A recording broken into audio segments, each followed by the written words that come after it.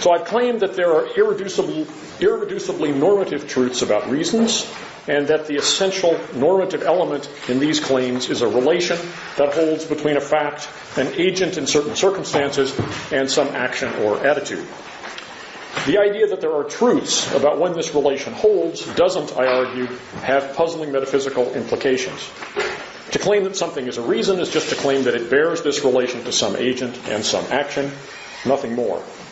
No metaphysically weightier property is required in order for truths about reasons to have the significance we attach to them, nor, I've argued, is it puzzling why such facts should supervene on facts about the natural world.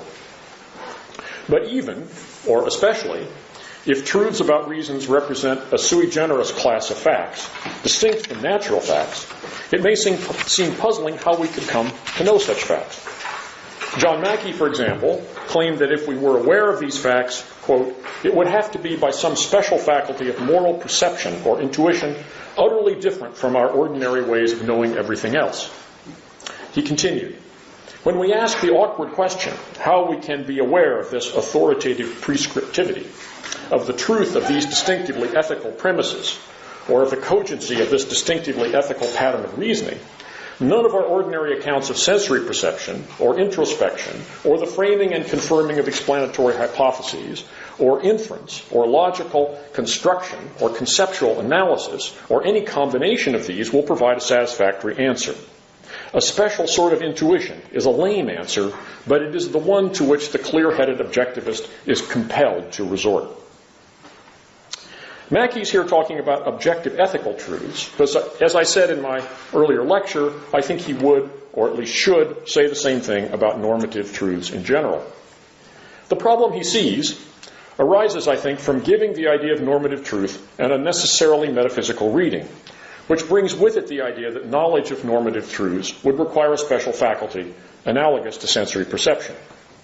I believe that this metaphysical reading should be rejected, and that the epistemological problem that it seems to bring with it is illusory, although there are other problems about knowledge of normative truths which should indeed concern us.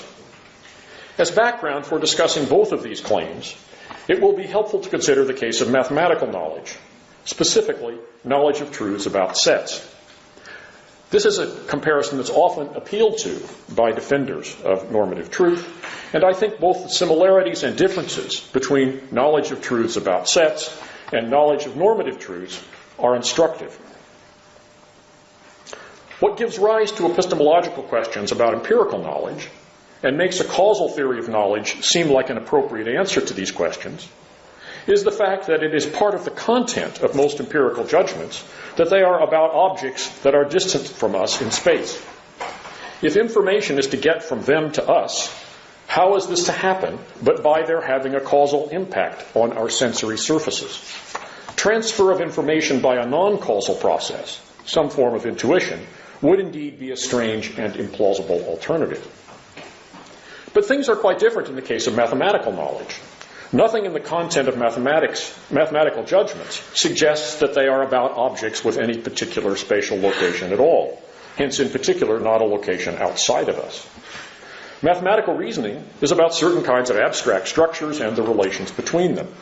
The conclusions of such reasoning have implications for things that exist at particular places and times, such as about the number of pencils that would remain on my desk if I were to start with 5 and remove 3. But the mathematical truth from which this particular empirical claim follows is itself a necessary truth about numerical quantities in general, which need have no spatial location. The fact that mathematical facts and mathematical objects have no spatial location may be taken as ground for thinking that there is, after all, a special problem about mathematical knowledge. For if these objects exist outside of space and time, the problem of explaining how information could get from them to us might seem even greater than in the case of empirical truths. No causal link can bridge the gap, so some yet more mysterious form of intuition might seem to be required. But here the spatial metaphor has simply gotten out of hand. The idea of a region of existence outside of space and time, hence even more inaccessible to us, is one we should not accept. If we reject this metaphor, however, we are still left with the question of how we discover truths about such matters. There is not a greater epistemological problem about mathematical judgments than about empirical ones, but a problem or problems of a different kind. The problem is not how we could be in touch with abstract structures that mathematics describes, but rather how we can characterize these structures in a way that makes clear which principles and which modes of reasoning about them are valid. Here the case of set theory provides a helpful example. I appeal to it rather than say number theory, because number theory and set theory have this in common, that once you start with the axioms, it's all logic and precise argument all the way down. But where do the axioms come from? It might seem pretty obvious in the case of number theory, although even there are questions, but set theory is a better example to choose because there's more controversy and interesting speculation about how we know which axioms are correct. Some of these axioms are very generally accepted, but the subject matter of set theory can't be simply identified with the logical implications of any particular set, not even, say, Zermelo-Fraenkel set theory, which are the most widely accepted. We need some basis for thinking that those axioms are correct, some way of thinking about sets and what sets there are that provides a rationale for these axioms and a basis for assessing other candidate axioms as well. But what kind of thinking could this be? There's also the question of whether further axioms should be accepted, and this question seems to be about whether the axioms are true. To think about that question, again, we need some way of thinking that's independent of any particular axiom set. So what kind of thinking is this? What are we doing when we are, as I've said, thinking about sets or about the concept of a set if this is not a kind of perception? Well, in a few cases, it seems to be a matter of seeing what is, in some fairly clear sense, true by definition, or we might say included in the concept of a set. For example, a set is defined as a collection of objects, the identity of which is determined by its members.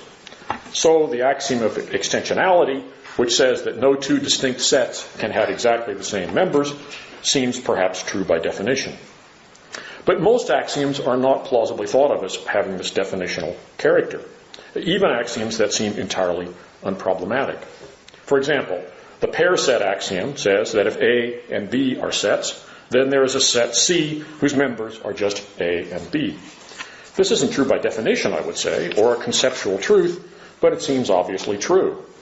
Why is it obviously true? Well, it seems obviously true because the way in which the new set C is defined in terms of or constructed out of the given sets A and B is so clear and apparently unproblematic that there seems no reason to suspect or deny it. Consider another example, the so-called axiom schema of replacement. This is a bit more complicated, but not much. An instance of this schema says that if you have a sentence, say MXY, which for every object X in a set associates with it a unique object Y, so we can say it might be the relation Y is the mother of X, right? Nobody has more than one mother, I think, even with modern technology, as far as I know. So for any person X, there's only one person Y who's the mother of X. So if you start with a set of individuals, persons in this case, then the axiom of replacement says that there exists a set of just those things that bear the relation M to something in the original set, the given set. So the set of all mothers of creatures in the original set would be the set. Well, that picks out this new set pretty clearly. It's called the axiom of replacement because it's a set that's obtained by replacing every object in the original set by the thing, this extra object, the other object, which the relation M, the formula M, correlates with it. So this way of defining or constructing a new set from given sets isn't as simple as in the case of the pair set axiom, and the consequences of allowing this to be repeated over and over again are less obvious. But the axiom is nonetheless widely accepted, both because of its innate plausibility and because it leads to very plausible theorems which couldn't be obtained otherwise, without, as far as anyone can tell after decades of use, generating any implausible conclusions, let alone contradictions. So it seems both conceptual, it's not a conceptual truth, but it seems plausible, and it seems to be, as it were, supported inductively by the conclusions it leads to. I take these to be good examples of how we can come to have knowledge of sets. they seem to me to serve as a useful corrective to the tendency to think that such knowledge must come from one of two sources. Either we would have to get it simply by inspecting, as it were, the concept of set, or else we would have to have access to it by some form of intuition of the realm of sets. The former would limit us to analytic truth in some specific sense, and the latter seems mysterious, the intuitive alternative. So this might be called the analytic-synthetic dilemma. But this dilemma seems to be untenable, not because there's no distinction between the two possibilities it describes, but because each of them is misdescribed in crucial and misleading ways. Some of the modes of reasoning about sets that I've described may involve a kind of picturing, as perhaps the pair set axiom, when I ask you to imagine this set C constructed out of A and B. But this picturing is not plausibly understood as some kind of perception or intuitive contact with the realm of sets.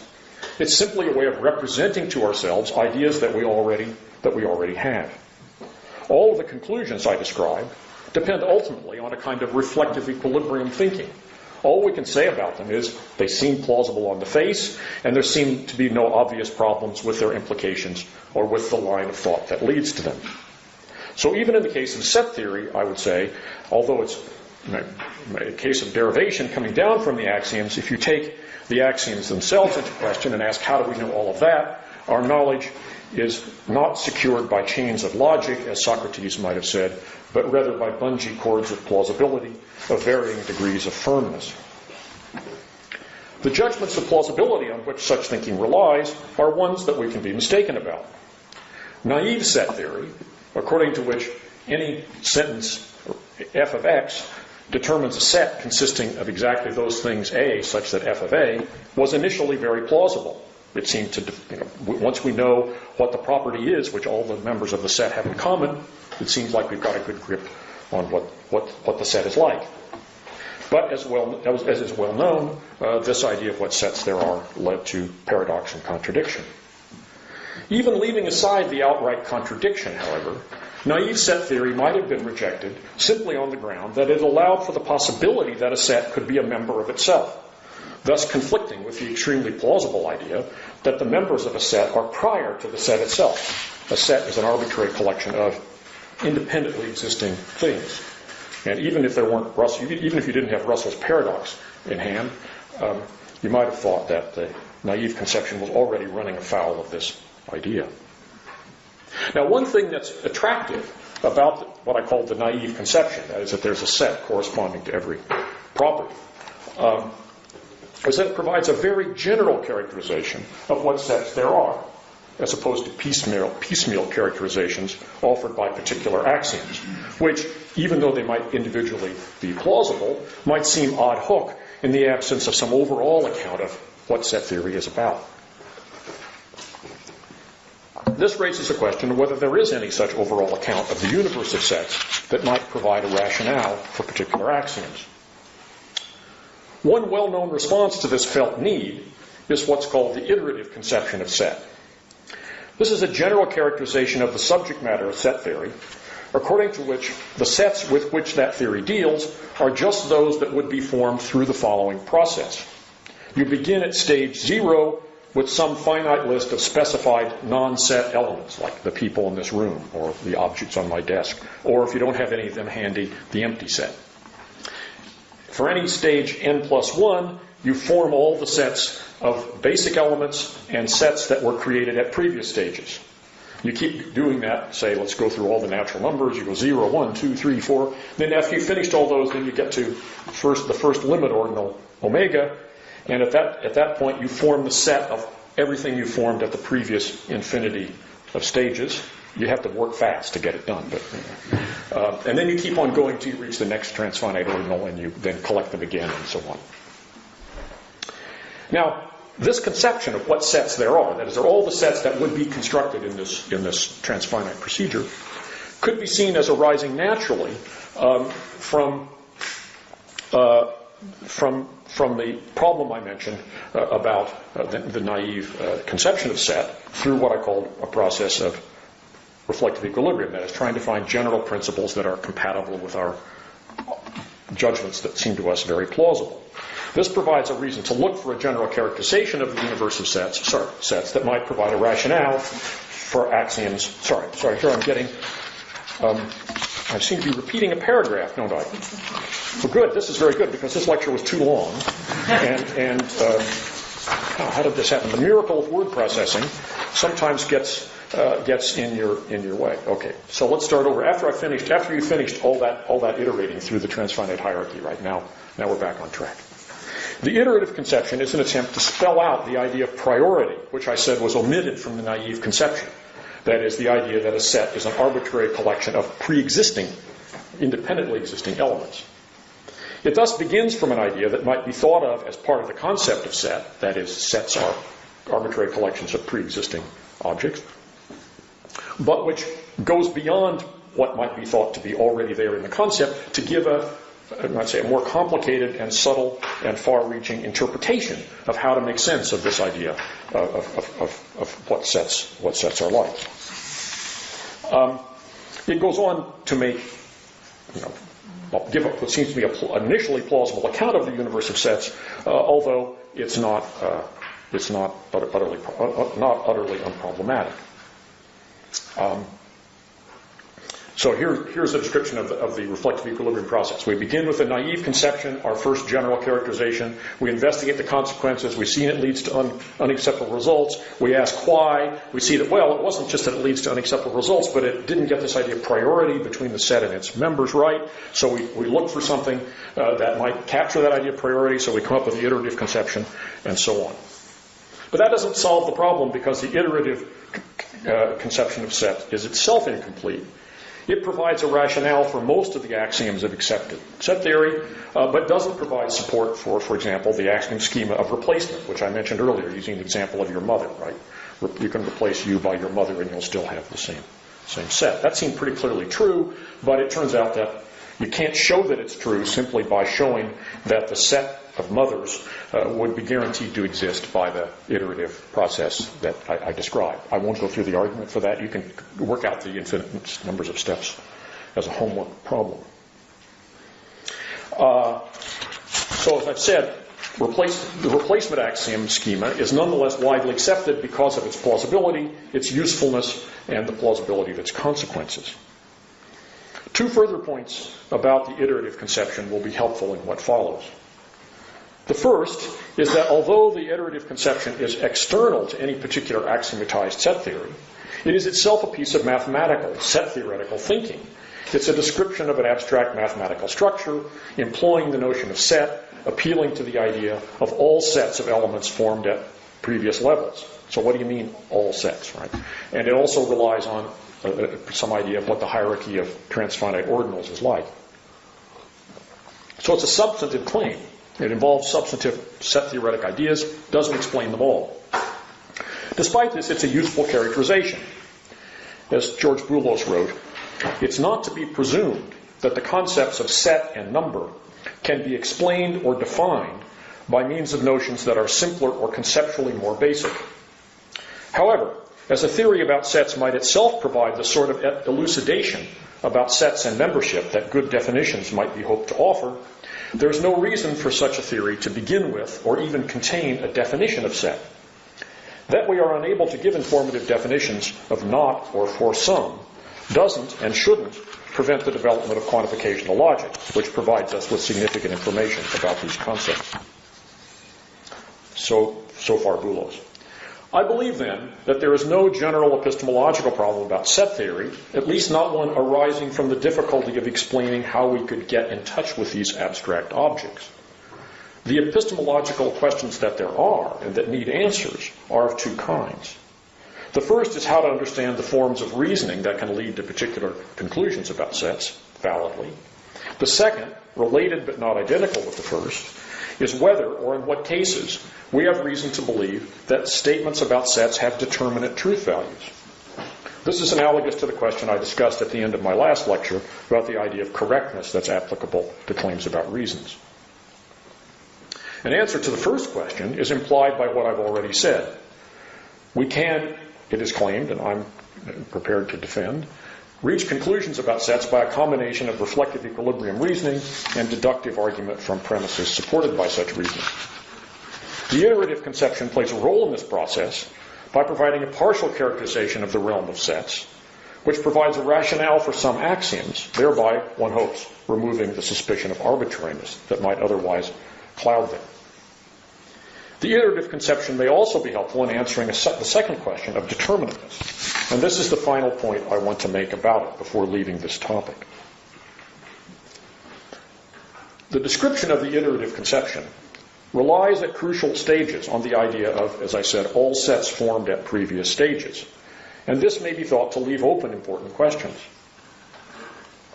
For example, does the idea of all sets include, for any previously formed set of disjoint sets, suppose you have a set which has a lot of sets as members, and none of those sets have any members in common, right?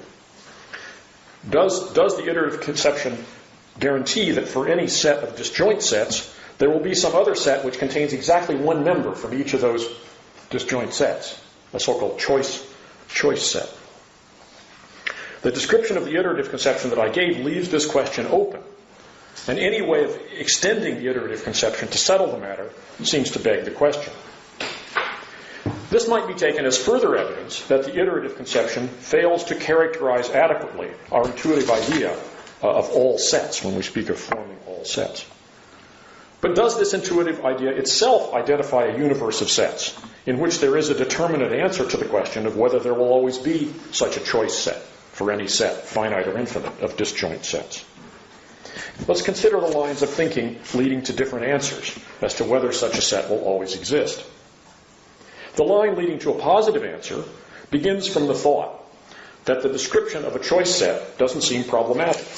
Why shouldn't all sets include, for each set A of disjoint sets, at least one set containing a member from every set that belongs to A?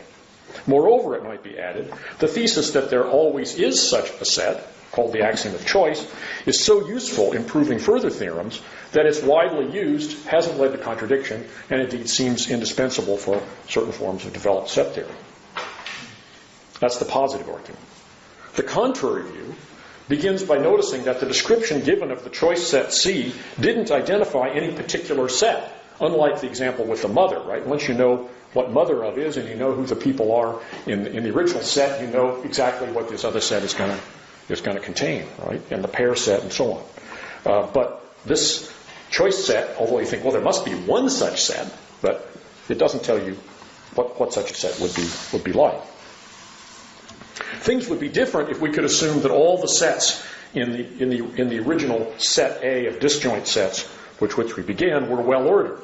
Then the choice set C could be defined as containing the first element of each of these sets. Without this, all we have is a description of a kind of set. And all we can say is, well, why shouldn't there be a set of this kind? It seems harmless. A constructivist like Michael Dummett would say that in the absence of a proof that there is a particular set of this kind, or a proof that there is no such set, the question of whether such a set exists has no determinate answer. More generally, a characterization of the universe of sets, such as the one given by the iterative conception, doesn't guarantee that every well-formed statement in the language of set theory is either true or false of this universe, independent of whether we have any way of determining which, again, according to Dummett's view. A moderate conception of what determinateness requires might hold that statements about sets have a determinate truth value only if there is some proof that settles this question, if only we could discover it. Whether we now have that proof in hand or ever will discover it, if there is such a proof, then there's the determinate answer to the question of whether such a set exists. Dummett's version of constructivism is more demanding. He holds that in order for a mathematical statement to have a determinate truth value, we must actually have in hand some proof which establishes it. This position of Dummett's is called anti-realism, which makes it sound like an ontological position. But the dispute, as I'm going to interpret it, is not, I would say, an external or ontological one about the existence of abstract objects. The issue is rather about the kind of reasoning that's required to support the claim that a mathematical statement has a determinate truth value. What this anti-realism leads to is not a kind of fictionalism or some other denial that statements in set theory are ever true or false, but rather just a particular view about what constitutes adequate mathematical reasoning. Let me turn now, you'll be glad or sorry depending on your disposition about these things, let me turn now from these reflections on the philosophy of set theory to questions about practical reasoning, which are supposed to be my concern in these lectures, leaving the fun stuff behind and getting into the murky and more difficult matters. There are important differences between set theory and practical reasoning. The subject matter of set theory, as I said, is an abstract theoretical domain which we can characterize in a way that makes it possible to argue about it in a precise and formal manner, at least up to a point. The subject matter of practical reasoning is, as the name implies, practical and much less precise, perhaps incapable of being rendered precise. I don't mean to minimize these differences. I've discussed set theory in order to make several points which I think, however, are instructively analogous to the case of practical reasoning. The first of these is a point about method. Practical reasoning is like set theory in not being about the physical world. But, I think, just as in the case of set theory, insofar as there is an epistemological problem about our knowledge of truths about reasons, it's not a problem generated by the fact that we are not in causal contact with the relevant facts. Our conclusions about reasons for action depend ultimately on a kind of reflective equilibrium thinking again. All we can say is that they seem plausible on reflection, that there seem to be no obvious problems with their implications, or with the line of thought that leads to them. At the most abstract and general level, I think this is enough. The epistemological problem about practical reasoning is whether this process leads us to a sufficiently clear and determinate characterization of the kind of reasoning that supports these conclusions. Are there definite answers? This is a very doubtful question. And this is the question of determinateness, which I've just been discussing in the set theoretic case and described three different answers to it, right? The, might say, most generous answer is, well, in the universe described by the iterative conception, even though we don't know it, there surely either is a choice set or there isn't every time, right? That's the loose version. Then there's the moderate version that says, well, whether there is such a set depends on whether there actually is a proof that would show that it exists, whether we know it or not. And then the more rigorous version was the Dummett version. No, there isn't a definite answer unless we actually have some way of showing what that answer is. So I want to say that one of the main questions about practical reasoning is analogous to that, and you might have an analogous array of answers to it. I'm going to discuss determinateness more fully next time, although I'll have some more things to say about it before I'm done today. One question for us then is whether we might find a general characterization of reasons for action that would have this role of describing, as it were, the universe of reasons in a way that would, at least if you took a more sort of generous position, like the iterative conception, support the idea that practical reasons constitute a determinate domain about which there are definite answers. What I called in my first lecture a normative desire theory is a candidate for this role. As I pointed out in that lecture, this theory itself is a normative thesis. It begins with a normative claim that if doing A would satisfy a desire that the agent has, then the agent has a reason to do it.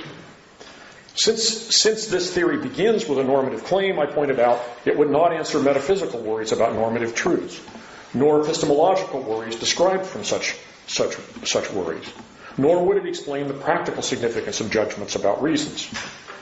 I've argued in the intervening lectures, however, that these problems, at least the metaphysical and the motivational one, are not real. The iterative conception of set also provides a useful example here, as I said, an example of how a general characterization of a domain can help, I think, properly to allay some worries about it, even if it is itself a substantive thesis within that domain, and so does not address these external worries. In particular, a normative desire theory might support the idea of determinateness or correctness by characterizing reasons for action in a way that makes it clear how it can be that questions about reasons have definite answers, whether we are now in possession of the facts that would be required to know what those answers were. Although it would be a mistake to reject normative desire theory on the grounds I mentioned in my first lecture, that is, reject it for its lack of metaphysical depth, such a theory would, I think, like the iterative conception of set, need to be justified by a larger reflective equilibrium argument. That is, it would need to be justified by arguing that on reflection, it provides the best explanation of those conclusions about reasons that seem to us most clearly correct. It seems to me to fail this justificatory test. One reason for rejecting it, the most commonly cited reason, I think, is that it seems to give clearly wrong answers in many cases. To take an example of Mark Schroeder's, if I were to have a desire to eat my car, this in itself would give me no reason to try to do so. Schroeder doesn't accept this as a counterexample, but he discusses it at some length, and it might seem to the rest of us less sympathetic to be one. But this is not simply a case, I think, of rejecting a perhaps appealing general thesis on the strength of its conflict with some intuition we have about particular cases. Rather, as is often the case in reflective equilibrium arguments, I believe, reflection on these conflicts, the conflict between this appealing general hypothesis and particular conclusions that seem to us plausible, has the effect of undermining the plausibility that the general thesis had to begin with on more general conceptual grounds. As I pointed out in my first lecture, the appeal of a normative desire theory lies in part in the fact that the claims about reasons that it supports are grounded in something that's already true of the agent, namely his or her desires, thereby making it a claim that the agent cannot deny without irrationality. Counterexamples of the kind just mentioned, in which a pointless desire seems clearly to provide no reasons at all, call our attention to the inadequacy of such claims. They bring out the fact that the ability of a desire for Q to provide a reason for an action that would promote Q depends on the reasons for wanting Q in the first place. This is an instance of the general divergence between claims about reasons and claims about rationality that I mentioned in my first lecture. That is to say, claims about reasons and claims about what agents must treat as reasons on pain of irrationality. If an agent sees something to be said for bringing about Q, then it is irrational for her to deny that she has reason to do what will promote it. But it doesn't follow that she actually has any reason to do this thing. So the status of normative desire theory is more like that of naive set theory than like that of the iterative conception. It doesn't lead to contradiction, but reflection on its counterintuitive implications leads us to see that its initial appeal was based on a mistake, a tendency to confuse conclusions about reasons with a certain kind of conclusion about rationality, and a tendency to fail to see that the reasons provided by a desire depend upon reasons prior to that desire itself. This leaves us with the question of what other general characterization of the domain of reasons there might be. Are we left simply with a diverse collection of axioms, as it were, a diverse collection of intuitions about which things are practical reasons for action? The main candidates for this role seem to me some form of constructivism or some way of grounding reasons in an idea of rationality. I will try to explain why neither of these seems to me likely to succeed. Broadly speaking, a constructivist account characterizes the facts about a subject matter by specifying some procedure through which these facts are determined or constructed. Many quite different accounts fit this broad definition. In order for an account to be constructivist in this broad sense, the procedures it specifies need not, as in mathematical constructivism of the kind Dummett favors, be a process through which we actually determine the truth values of statements in the target domain. The stricter version, like Dummett's, has obvious appeal, but I will allow weaker versions to count as constructivist in the sense I'm going to discuss. So, for example, a view might be constructivist if it held that the truths of a given domain are just those for which there is a construction, a proof, or a piece of reasoning leading to it, whether or not we know of or will ever in our lifetimes discover that piece of reasoning. That would be like the moderate version of the conception of determinateness that I discussed earlier. My contractualist account of moral right and wrong would count as a constructivist account in this broad sense. It specifies that in order to determine whether an action is morally permissible, We should consider a general principle that would permit it. We then consider what objections individuals might offer to this principle based on the way in which they would be affected by it, by living with the consequences of actions that it would permit, and with the possibility that actions may perform such actions since they would be permitted to do so. We then compare these reasons, the reasons for objecting to it, with the reasons that individuals would have to object to a principle that would forbid actions of the kind in question, based again on how they would be affected by such a principle. We then compare these reasons for and against and consider whether it would be reasonable for those who have reason to object to the principle permitting the action to reject it, given the reasons that others have for objecting to the contrary principle. If it would be reasonable to reject the principle, then the action in question would be morally wrong. The rightness or wrongness of an action, then, will depend on what the outcome of this procedure would be, whether or not anyone has ever carried it out, or in particular, whether or not anyone has ever carried it out correctly. Something is morally wrong if any principle that would permit it would be one for which there was an argument of this kind showing that it should be rejected. This constructivist account of moral right and wrong depends on a prior understanding of what reasons people have. And the question we're concerned with here is whether there might be a further account that would be constructivist of reasons themselves. I mentioned the moral version here just to give an example of what a constructivist account in this broad sense of constructivist that I'm talking about here in the normative domain might look like. So one strategy for developing a general constructivist account of reasons might follow the model of the iterative conception of set. Sets are composed of their elements, other sets or individuals.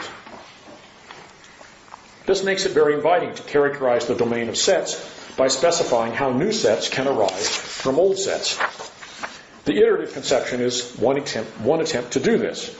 And as that example illustrates, I think, although such a view might be called constructivist, since it specifies how the universe of sets is constructed in this infinite transfinite procedure, it's not really a form of constructivism in the mathematical sense, in the sense which Dummett describes, since the process of construction isn't in general a process that we could actually carry out or ever see the results of directly. Following this model, however, it's an inviting strategy to characterize the domain of reasons by giving principles specifying how some reasons arise from others, or characterizing the ways in which an agent has one reason in virtue of having other reasons. Principles of means-ends reasoning, for example, however these principles are specified, would be an example. I need to pause here to note an important distinction between two ways in which a claim about reasons for action might be said to derive from or depend upon other claims about reasons. I myself want to defend a form of holism about practical reasoning, that conclusions about reasons for action are justified simply by thinking carefully about them in the mode I described by the method of reflective equilibrium, considering what general principles about reasons would explain them, what implications these would have, considering the plausibility of the implications of these principles, and so on. So, for example, suppose it seems to me that someone has reason to do A because he or she would find it pleasant. Well, does pleasure always constitute a reason? I think. Well, there are cases in which it doesn't seem to do so. Taking pleasure in the pain of someone one dislikes, for example, doesn't seem to provide a good reason for bringing about that pain. But how can we distinguish between pleasures that really do provide reasons and those that do not? So we try to look for a refined idea. What's the difference between the cases where pleasure provides a reason and the cases where it doesn't? So the conclusions we reach through this process will depend upon the claims we make along the way and have confidence in about the cases in which pleasure does provide a reason and cases in which something initially plausibly called pleasure anyway seems very clearly on reflection not to do so. So this is a process in which the conclusions about reasons that we reach depend upon various other conclusions about reasons that we rely on along the way in carrying out the argument. This kind of dependence, however, is a matter of how the justification for believing some claims about reasons for action depends upon other such claims about reasons. The dependence involved in the kind of constructivism I'm considering, the kind of which the principle of means-ends reasoning would be an example, is different. It's a matter of one consideration being a reason for an agent because certain other considerations are reasons for him or her. A claim of dependence of the latter kind might be stated as a truth about reasons. There is sufficient reason to adopt end. If there is sufficient reason to adopt end E, then the agent has a reason to do one of the actions that would advance E. That's close to Joseph Raz's facilitative principle. Alternatively, as others might hold, it could be stated as a requirement of rationality. If one has adopted E as an end, then one must, insofar as one is not irrational, see the fact that something would help to bring about E as a reason to do that. Principles of both these forms, principles about reasons and principles about rationality, might be correct.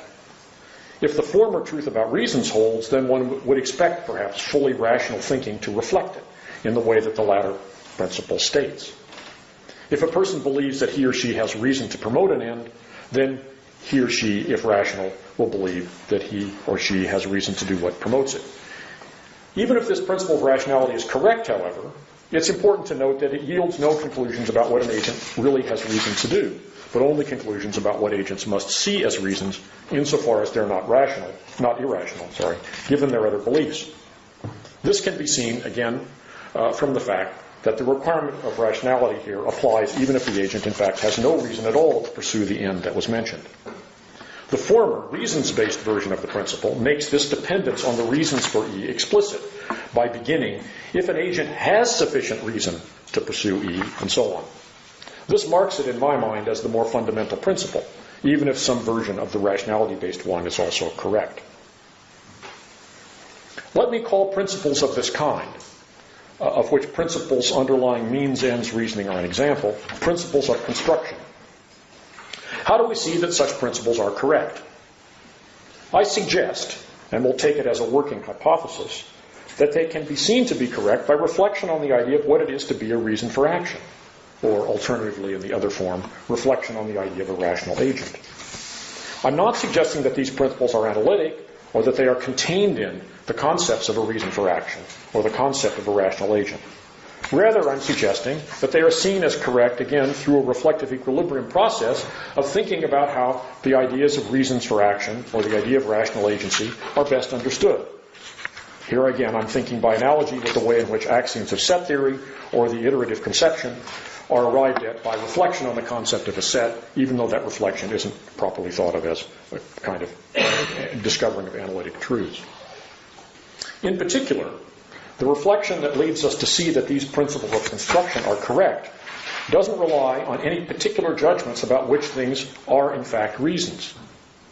I will say that claims that can be justified in this way, that is, justified by thinking about the best way of understanding what it is for something to be a reason, or the best way of understanding what it is for someone to be a rational agent with no reliance on, at the beginning, on any claims about which things are reasons, as principles that have a formal basis. At this point, we should note a structural difference between the realm of sets and the realm of reasons for action. A characterization of the domain of sets can be given entirely, or almost entirely, in terms of principles of construction, which specify the existence of some sets given the existence of others. Almost entirely if the existence of the empty set has to be posited at the outset. It's not constructed out of any other set, right? But a characterization of the realm of reasons for action cannot have the analogous form.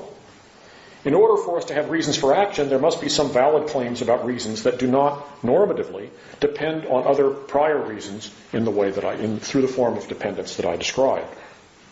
Indeed, there are many such reasons, and a complete account of the epistemology of reasons for action must explain, perhaps even first and foremost, how we can know truths about reasons that are underived from other claims about reasons. This is the most difficult part.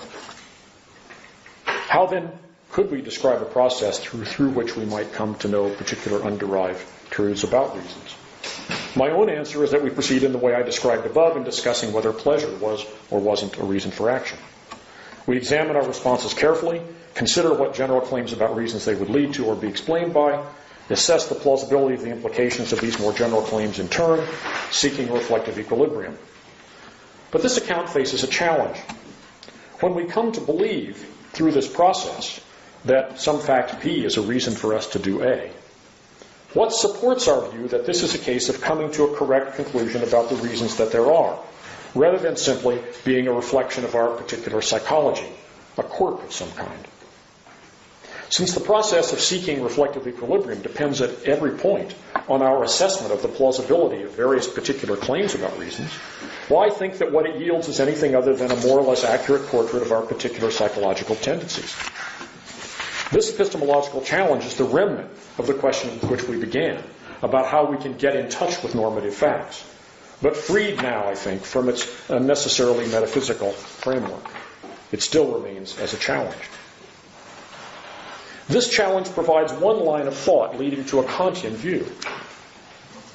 This line of thought begins with the idea of a distinction between thinking that depends solely on the concept of a rational agent, or, as I might say, the thinking about the idea of what could be a reason for action, and thinking, on the other hand, that involves focusing one's attention on some particular consideration and finding it, or trying to decide whether it is a reason for some particular action. All conclusions of the latter kind, Kant believed, depend on our subjective responses, our inclinations, as he called them. Hence, only reflections of the former kind can lead to conclusions about practical matters that can be considered objective.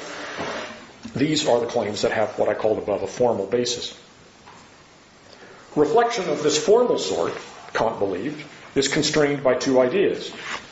The first is, in order to see ourselves as agents, we must see our practical reasoning as having the capacity to assess and potentially overrule the appeal of any inclination or combination of inclinations. We must be self-determining, not just pushed around.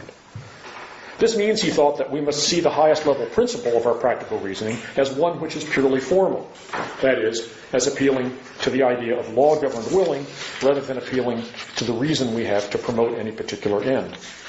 He thought there was only one such principle, what he called the categorical imperative. The second constraint, according at least to many Kantians, is that we must see our wills as non-derivative sources of reasons, that is, as capable of making things valuable by choosing them as ends. Each of these is a claim about how we can understand or make sense of the idea of rational agency.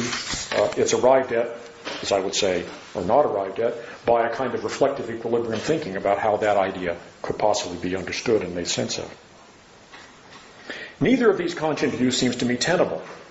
Neither his inclination-based interpretation of all of our tendencies to see particular considerations as reasons, nor his interpretation of the conditions of rational agency.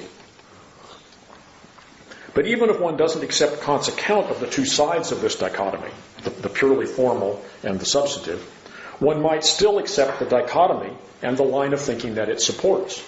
That in order for us to have grounds for seeing conclusions about reasons for action as having any claim to objectivity, we must see them as having a purely formal basis, as grounded in reflection on the idea of a reason or on the idea of rational agency, rather than merely reflecting what we ourselves happen to find attractive, even after reflection.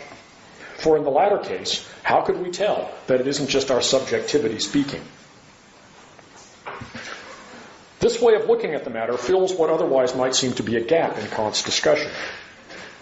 In claiming that in order to see ourselves as acting, rather than merely being pushed around by our inclinations, we must see our highest level principle of practical reasoning as merely formal, Kant seems, at least he always seemed to me, to be ignoring the possibility that our ability to assess and potentially overrule our inclinations could lie in our ability to make judgments about what's good, or about what we have reason to do, that weren't simply reflections of inclination. But, looking at this in the form we've just been considering it, how can an agent have adequate ground for thinking that what she's doing is making a judgment of this latter kind, rather than merely being attracted to a particular alternative for some purely subjective reason? This is a live question, and it doesn't depend on distinctively Kantian premises or on Kant's distinctive answer. If the answer is that an agent can have grounds for thinking that what he or she is doing is really deciding about a reason, only if he or she has ground for seeing the judgment as having what I call the formal basis, that is to say, as supported by the best interpretation of the very idea of a reason, or the very idea of rational agency, then this closes the gap just mentioned in Kant's presentation of the argument. This connects with and complements a point that I made in my first lecture. I said there that part of the appeal of rationality-based views for many people, including some desire theorists, is their ability to explain how reasons, in Korsgaard's term, get a grip on the agent. Such views enable us to go beyond merely saying that a consideration is a reason for the agent, by linking that consideration to something that's already true of the agent, thereby making the reason one that the agent cannot deny without irrationality. I said that this explanation of the grip of reasons, is said in my first lecture, that this explanation of the grip of reasons has greater significance and a greater appeal in the context of interpersonal argument about reasons than it has from a first-person perspective. From a first-person perspective, I said, the question that is relevant for an agent is just, is this a reason? The fact, if it is a fact, that the agent must, given the other things she takes to be reasons, see this consideration as a reason unless she is irrational, doesn't settle the matter. What matters is whether these other things really are reasons. The agent can't avoid addressing that question directly. All of that's true. But when we focus, as we are now doing, on an agent's possible doubts about her answer to this substantive question, the grip that might be provided by a rationality-based account may seem more relevant from the agent's own point of view. As I mentioned, Korsgaard says that from the agent's own point of view, an agent must keep stepping back and asking why until, as she put it, it is impossible, unnecessary, or incoherent to ask why again.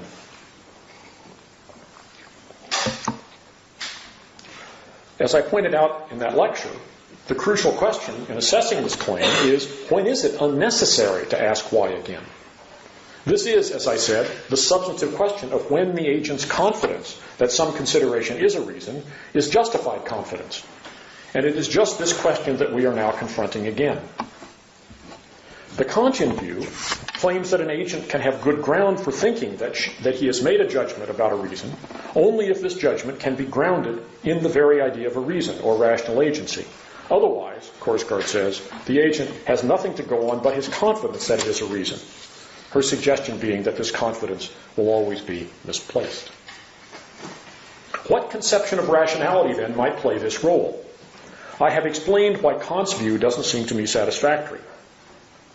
Looking elsewhere, we should bear in mind that, as I pointed out in my first lecture, the relevant notion of rationality that we're going to appeal to here couldn't be the broad idea of rationality, according to which what is rational is just what one has most reason to do.